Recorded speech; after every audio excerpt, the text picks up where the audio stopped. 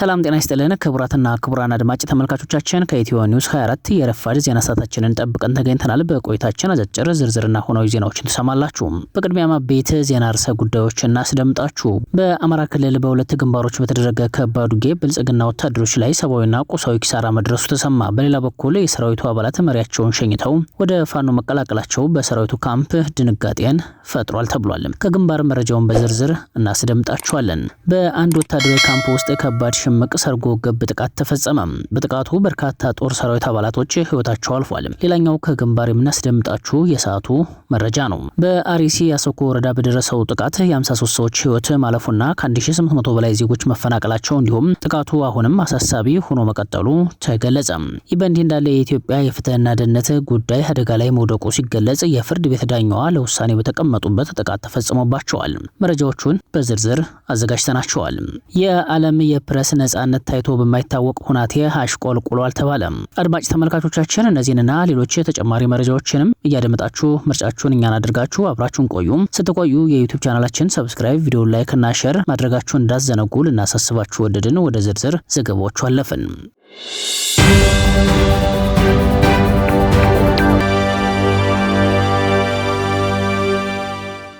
በከለላ ግንባር ባከትና ሻፊ በተባሉ አካባቢዎች ላይ በተካሄደ ደፈጣና የእጅ ለእጅ ውጊያ 25 ያጋዙ ወታደሮች መሞታቸው ተገለጸ። በሻፊ ግንባር እየተካሄደ በነበረው የእጅ ለእጅ ውጊያ ከወደ ፋኖ የተሰነዘረባቸውን ጥቃት መቋቋም ላቃታቸውና በከፍተኛ መሽመድመድ ውስጥ ለነበሩ ጓዶቹ እገዛ ሊያደርግ እየተንቀሳቀሰ የነበረው የብልጽግና ኃይል ባከት ላይ ዙሪያውን ተከቦ ሊመከት የማይችል ከባድ የሽምቅ እርምጃ ተወስዶበታል። የሚኒሊክ ዕዝ አርበኞች በቀጠናው ከእጅ ለእጅ ውጊያ ጀምሮ በአጋዙ ሰራዊት ላይ የሚወስዱትን የከበባ ማጥቃትና የሰው መምታት እንዲሁም የሽምቅ ጥቃት አጠናክረው በመቀጠል የጠላት ኃይል በተንቀሳቀሰበት ግንባር ሁሉ ዳሽቆ እንዲቀር እያደረጉት እንደሚገኙ ለማረጋገጥ ተችሏል።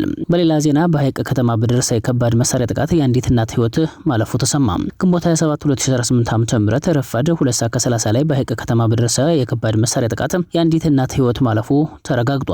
ከሼህ ሙሳ ተራራ ተተኩሶ የተወረወረ የሞርተር ጥይት በንጹሃን ነዋሪዎች መኖሪያ ቤት ላይ ማረፉ ተገልጿል። በዚህ አሰቃቂ አደጋ ህይወቷ ያለፈው ወይዘሮ ተምሬ ኢማም የተባለች ባለትዳርና የሁለት ህጻናት እናት ስትሆን ያደጋው ሰለባ የሆነው መኖሪያ ቤት በተለምዶ ግሙሃ ክሬቸር ተብሎ በሚጠራው አካባቢ የሚገኝ የሟች አባት የሆኑት አቶ ኢማም ሙሄም መኖሪያ ቤት መሆኑ ተረጋግጧል። የከባድ መሳሪያው ጥቃት በአጋዙ ወታደሮች መፈጸሙም ተገልጿል። ይህ በእንዲህ እንዳለ በእነማይ ወረዳ በሚገኝ ወታደራዊ ካምፕ ላይ ሰርጎ ገብ ጥቃት መፈጸሙ ተገለጸ።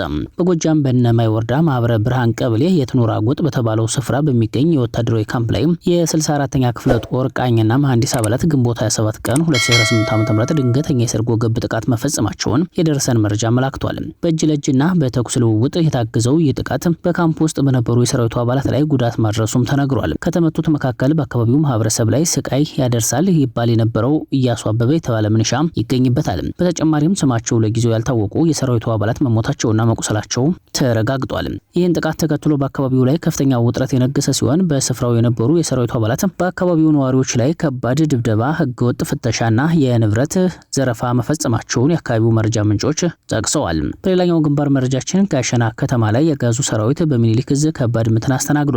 አማራ ፋኖ ብሔራዊ ንቅናቄ ወሎ ቤት አማራ ሚኒሊክ ዕዝ 106ኛ ኮር 22ኛ ክፍለ ጦር ክንዱ አሻገሬ ሻለቃ በሰርጎ ገብ ኦፕሬሽን ጋሸና መሃል ከተማ ላይ አመርቂ ድል የተቀዳጀበትን ጥቃት ፈጽመዋል። ከሻለቃዋ ልዩ ኦፕሬሽን የተሰጣቸው አባላቶች ጋሸና መሃል ከተማ መናኸሪያ ድረስ ዘልቀው በመግባት በአጋዙ ሰራዊት የጦር መሪዎች ላይ ቅጽበታዊ ጥቃት በመፈጸም በአምስቱ ላይ የማያዳግም እርምጃ ሲወስዱ 7 አመራሮች ከባድ ቁስለኛ ሆነዋል። አናብስቶቹ ከሌሊቱ 7 ሰዓት ላይ ጋሸና ከተማ ዘልቀው በመግባት የጠላትን የጦር መሪዎችን ሙትና ቁስለኛ በማድረግ በጠላት ሰራዊት ላይ ከፍተኛ ጉዳት ያደረሱ ሲሆን በደመ ነፍስ የሚደናበሩት የአጋዙ ሰራዊት አባላቶች አዳራቸውን እርስ በርሳቸው ሲመታቱ ማድራቸውን የመረጃ ምንጮች ገልጸዋል። በጋሸና ከተማ የጠላት ሰራዊት ከፍተኛ የእርስ በርስ አለመተማመን ውስጥ እንደሚገኝም ተጠቁሟል። በመረጃችን ስንቀጥል ሚኒሊክ ዕዝ 104ኛ ኮር በጠላት ላይ የማያዳግም እርምጃ በመውሰድ ድል መቀዳጀቱን ይፋ አደረገ። የአማራ ፋኖ ብሔራዊ ንቅናቄ ወሎ ቤት አማራ ሚኒሊክ ዕዝ 104ኛ ኮር 23ኛ ክፍለ ጦርና 24ኛ ክፍለ ጦር በዘመቻ አንሻ ሳይድ የሰሩትን ጀብዱ በዘመቻው ማግስትም ደግመውታል ተብሏል። 24ኛ ክፍለ ጦር ከደላንታና ጎሽ ሜዳ በመድፍ ዙ 23ና በበርካታ ሞርተርና ዲሽቃ ታጅቦ ወደ አምባሰል ተሬ የገባን ጠላት ከጧቱ 1 ሰዓት እስከ ቀኑ 11 ሰዓት በዘለቀ ውጊያም በደፈጣ ቆረጣና በስቦ መምታት የተካኑት የጀነራል አሳምነው ጽጌ ልጆች የመጣውን ዙፋን ጠባቂ ሰራዊት ሙትና ቁስለኛ አድርገውታል። በሌላኛው ግንባር 23ኛ ክፍለ ጦር ከተለያየ እንጫፍ ከኩታበር በ2 መድፍ በዙ 23 እና በ120 ሞርተር ታጅቦ የገባን ኃይል ስቦ ወደ ገዥ ቦታ በማስገባትና በቆረጣ ክፉኛ የመቱት ሲሆን 2 መኪና ሞት ቁስለኛውን ጭኖ ወደ መጣበት ጦሩ ተመልሷል። በቀሉን ህዝብ ላይ መወጣት ጮቤ የሚያስረግጠው የአገዛዙ ሰራዊት የዘውትር ልማዱን በዘፈቀደ ከባድ መሳሪያ ወደ ንጹሃን በመተኮስ ሀብትና ንብረት በማውደም አማራ ጠልነቱን አሳይቷል።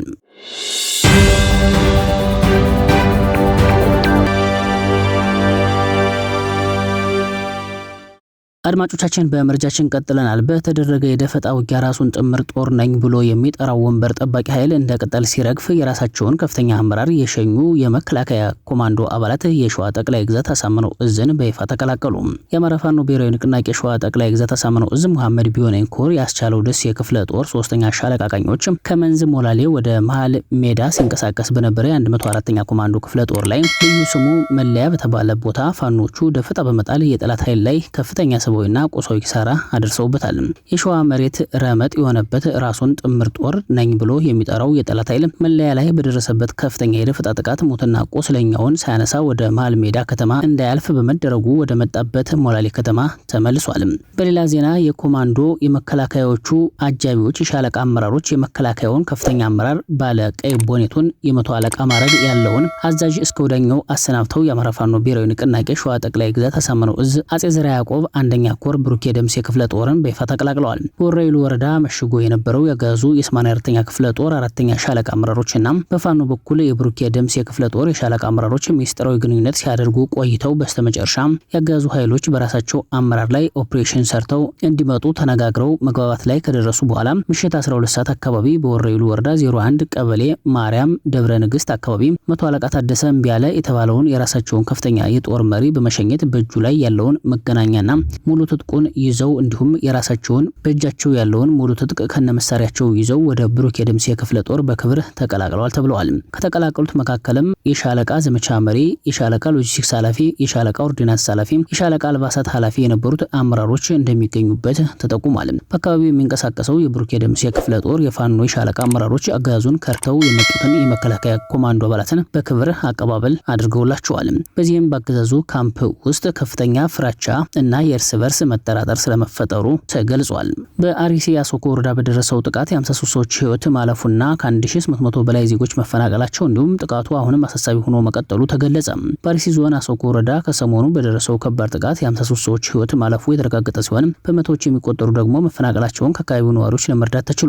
በጥቃቱ ሳቢያ እስካሁን 47 ሰዎች ላይ ከባድና ቀላል የአካል ጉዳት የደረሰ ሲሆን ያሉበት ያልታወቁ 190 ሰዎች ደግሞ የት እንደሚገኙ ለማወቅ አልተቻለም። ከዚህ በተጨማሪም 6 ዜጎች ታግተው የገንዘብ ጥያቄ ቀርቦባቸዋል። ጥቃቱ በሰው ህይወት ላይ ካደረሰው ጉዳት ባሻገር መጠነ ሰፊ የንብረት ውድመት አስከትሏል። በጥቃቱ 308 የመኖሪያ ቤቶችና 2 አብያተ ክርስቲያናት ሙሉ በሙሉ ተቃጥለው መውደማቸው ተረጋግጧል። በሂሳቢያ በአጠቃላይ 1875 ዜጎች ከመኖሪያ ቀያቸው ተፈናቅለው በተለያዩ አካባቢዎች ተጠልለው ይገኛሉ። እንደ መረጃው ከሆነ ተፈናቃዮቹ የተጠለሉባቸው ቦታዎችና ቁጥራቸው ሲገለጽ 789 የሚሆኑት በሬቻ ሚካኤል፣ 691 ተፈናቃዮች በሱንቴ ማርያም፣ 262 ዜጎች በአሰኮ ከተማ እንዲሁም 133 የሚሆኑት ደግሞ በሌንጫ ወዳ፣ ወራምቡስ፣ ቦግዶና ኮበሬ አካባቢዎች ተጠልለው ይገኛሉ ነው የተባሉት። የአካባቢው ነዋሪዎችና ምንጮች በአሁኑ ወቅት የተፈናቀሉት ወገኖች በአስቸጋሪ ሁኔታ ውስጥ እንደሚገኙ በመግለጽ አስቸኳይ የሰብአዊ እርዳታ፣ የምግብ፣ የመጠለያና የሕክምና አቅርቦት እንዲደረግላቸው በመማጸን ላይ ይገኛሉ። ሆኖም ወደ አካባቢው የተላከው የአገዛዙ ሰራዊት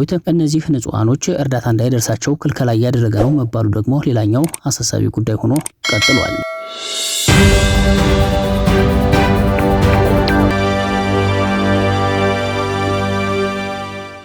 የዓለም የፕሬስ ነጻነት ታይቶ በማይታወቅ ሁናቴ አሽቆልቁሏል ተባለም። የድንበር የለሽ ጋዜጠኞች ድርጅት አርኤስኤፍ በወጣው የ25ኛ ዓመት ዓለም አቀፍ መግለጫ መሰረት በዓለም ዙሪያ የሚዲያ ነጻነት ታይቶ በማይታወቅ ሁናቴ ማሽቆልቆሉንና ጋዜጠኝነትን ወደ ወንጀል የመቀየር ሂደት መባባሱን አስታውቋል። በአሁኑ ወቅት አምባገነን መንግስታት የሚዲያ ነጻነትን ለማፈን የብሔራዊ ደህንነት ስጋትን እንደ መሳሪያ ይጠቀሙበት እንደሚገኙ ድርጅቱ የገለጸ ሲሆን ኖርዌይ ለ10ኛ ተከታታይ ዓመት አንደኛ ደረጃን በመያዝ የዓለም የፕሬስ ነጻነትን በማፈን ግንባር ቀደምነት አስመስክራለች። በአንጻሩ አሜሪካ በሚዲያ ላይ በሚሰነዘሩ የፖለቲካ ጥቃቶች ምክንያት በ7 ደረጃዎች በማሽቆልቆል 64ኛ ደረጃ ላይ ተቀምጣለች።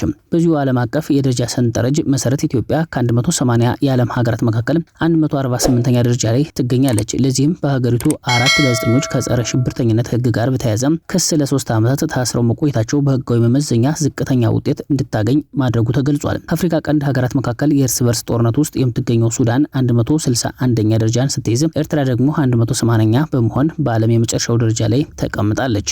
በመጨረሻም ዳኛዋ ውሳኔ ሊያነቡ በተቀመጡበት በሽጉጥ ጥቃት መሞታቸው ተሰማ። በፍትህ አደባባይ የተፈጸመው አስደንጋጭ ጥቃት በዳኛና በተከሳሽ ላይ የተሰነዘረ የግድያ ወንጀል ነው ተብሏል። ትላንት ግንቦት 27 2018 ዓ.ም ረፋድ ላይ በሆለታ ወልመራ ወረዳ የመጀመሪያ ደረጃ ፍርድ ቤት የተፈጠረው አሳዛኝ ክስተት ለፍትህ በተሰበሰቡበት የፍርድ ቤት አዳራሽ ውስጥ በዕለቱ የቤተሰብ ክርክርን ጉዳይ በመመልከት ላይ የነበረችው ዳኛ ወርቄ ፈካንሳ የፍርድ ውሳኔውን እያነበበች ባለችበት ወሳኝ ወቅት ተከሳሹ በድንገት ባወጣው ሽጉጥ ዳኛዋን በጥይት በመምታት ህይወቷን ቀጥፏል። በተጨማሪም በችሎቱ ላይ በባለቤቷ ሲከራከሩ የነበሩት ባለቤታቸውም በተከሳሹ በተኮሰ ጥይት በተመሳሳይ ሁኔታ ህይወታቸው አልፏል። ይህ ድርጊት በህግ የበላይነት በፍትህ ስርዓቱና በማህበረሰቡ ደህንነት ላይ የተሰነዘረ እጅግ አስደንጋጭና አሳዛኝ ጥቃት ነው ተብሏል። ዳኛ በሰላማዊ መንገድ ፍርድ በሚያነቡበት ከሳሽም ፍትህ ፍለጋ በተቀመጡበት የችሎት አዳራሽ ውስጥ እንዲህ አይነቱ የኃይል እርምጃ መወሰዱ በፍትህ አካላት ላይ ሊኖር የሚገባውን ከበሬታና ጥበቃ ጥያቄ ውስጥ የሚጥል ሆኗል። የህግ የበላይነትን ለማረጋገጥና የሰዎችን መብት ለማስከበር በደጅ የሚጠባበቁ ዜጎች ሁሉ የፍርድ ቤት ችሎት የመጨረሻው የሰላምና የፍትህ መጠለያ ተደርጎ ይወሰድ የነበረውን መንገድ አደጋ ላይ እንደሚጥለው ተገልጿል። ሆኖም ግን አንድ ተከሳሽ የፍርድ ቤት ውሳኔ በሚነበብበት ወቅት በችሎቱ አዳራሽ ውስጥ በፈጸመው አሰቃቂ ጥቃት የዳኛዋንና የከሳሽን ህይወት ቀጥፏል። ይህ ክስተት የሰዎችን ህይወት መቅጠፍ ብቻ ሳይሆን በአጠቃላይ በፍትህ ስርዓቱ ላይ የተሰነዘረ ከባድ ጥቃት ስለመሆኑ አሳይቷል። ዳኛዋ የተከሳሹን የጥፋተኝነትና የቅጣት ውሳኔ በሰላማዊ መንገድ በማንበብ ላይ ሳሉ ተከሳሹ በድንገት በያዘው ስውር የጦር መሳሪያ ሽጉጥ በመተኮስ መጀመሪያ የፍርድ ውሳኔውን እያነበቡ የነበሩትን ዳኛ ህይወት አጥፍቷል። ድርጊቱ በዚህ ብቻ አላበቃም ሲባል ተከሳሹ ወዲያውኑ ፊቱን ወደ ከሳሽ በማዞር በጥይት መትቶ ገሏል። በጥቂት ሰከንዶች ውስጥ የነበረው የችሎት ሰላማዊ ድባብ ወደ ድንጋጤ፣ ጩኸትና ደም መፋሰስ ተቀይሯል። አንድ ተከሳሽ ገዳይ መሳሪያ ይዞ እስከ ችሎት አዳራሽ ድረስ መግባት መቻሉ በፍርድ ቤቶች አካባቢ ያለውን የፍተሻና የጥበቃ ስርዓት ምን ያህል የላላ እንደሆነ የሚያሳይ ማረጋገጫ ተደርጎም ተወስዷል። ይህም ግን በገዛ እጅ ለመተርጎም መሞከርና በፍትህ ውሳኔ ላይ በኃይል ማመጽ የማህበረሰቡን የሰላም እሴት የሚንድ አደገኛ አካሄድ ስለመሆኑም ተጠቁሟል። አድማጭ ተመልካቾቻችን ለሰዓቱ የዘጋጁት መረጃዎች እነዚህ ነበሩ። አብራችሁን ስለቆያችሁ ላቅ ያለ ምስጋና አለን። በያላችሁበት ሰናይ ቀን ይሁንላችሁ። በሰላም ዋሉ። ጤና ይስጥልን።